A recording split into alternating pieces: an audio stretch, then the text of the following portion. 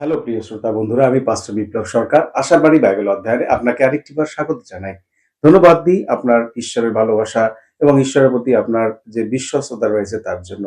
আসলে আমরা আজকের বাইবেলের অংশ দেখি, আর যেটা রয়েছে মতিলিখিত সুষমাচার তার ৮ অধ্যায় ১৪ থেকে ১৭, এবং বিশেষ করে এই অংশে যেটা আমরা দেখতে পাই যে অসুস্থতার সময়ও আমাদের সাথে তিনি আছেন, এবং ১৬ পদে লেখা রয়েছে সমস্ত অসুস্থকে সুস্থ করলেন।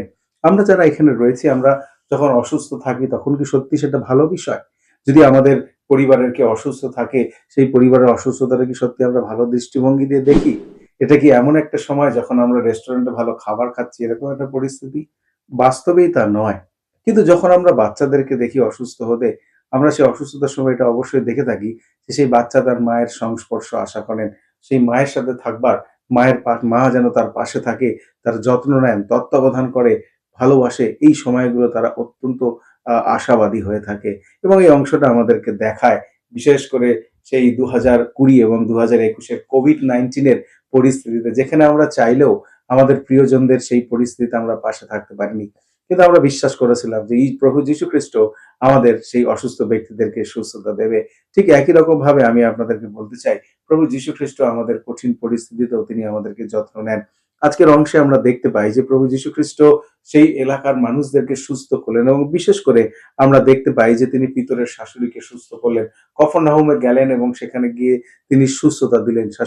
পিতরের শাশুড়িকে হাত ধরে তিনি তুললেন এবং তার সুস্থতা থেকে তিনি রিলিফ দিলেন। এটা বোঝায় যে অসুস্থ ব্যক্তিদের প্রতি তিনি যত্নবান। কিন্তু বাইবেলের অন্যান্য অংশ পড়ে আমরা আরো এটাও জানতে পারি যে শুধু এটা নয়, কিন্তু আরো বিভিন্ন অসুস্থ ব্যক্তিদেরকে, যতজন তার কাছে এসেছিল, সেই সমস্ত ভূতগ্রস্ত মন্দ আত্মা বিশিষ্ট ব্যক্তিদেরকেও তিনি সুস্থ করেছিলেন। সাথে সাথে আমরা যিশায়া পুস্তকের সেই ভবিষ্যৎবাণী দেখতে পারি যে যারা অসুস্থ ছিল সেই সমস্ত ব্যক্তিদেরকে সুস্থ করার জন্যই প্রভু যীশু খ্রিস্টের আগমন রয়েছে। কিন্তু সাথে সাথে আরেকটা বিষয় আমাদের চোখে আসে, যে তিনি সমস্ত অসুস্থ ব্যক্তিদেরকে কিন্তু সুস্থ করেননি। যখন আপনি যোহর লিখিত সুসমাচার ৫ অধ্যায় দেখবেন, সেখানে ৩৮ বছরের রোগগ্রস্ত ব্যক্তিকে তিনি সুস্থ করেছিলেন, কিন্তু সমস্ত লোককে সুস্থ করেনি। এখন এটা আমাদের কাছে হয়তো একটা বড় প্রশ্ন হতে পারে যে প্রভু সবাইকে কেন সুস্থ করেন না? এর উত্তর হয়তো আমরা যেভাবেই দিই না কেন আমাদের সন্তুষ্ট করবে না। কিন্তু একটি বিষয় আমি আপনাকে বলতে চাই।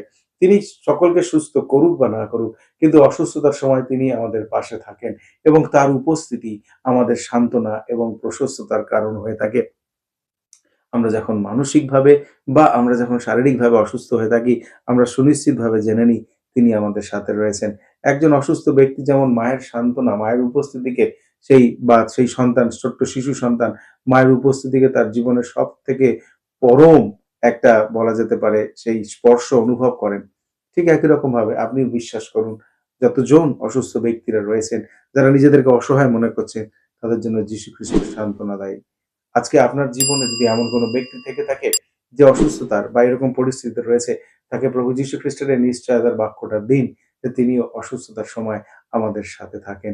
এবং আজকে যখন আপনি প্রার্থনা করবেন, তখন আপনি তাকে ধন্যবাদ দিন যে প্রভু যীশু খ্রিস্ট আপনার জন্য সান্ত্বনার একটা বিশেষ কারণ।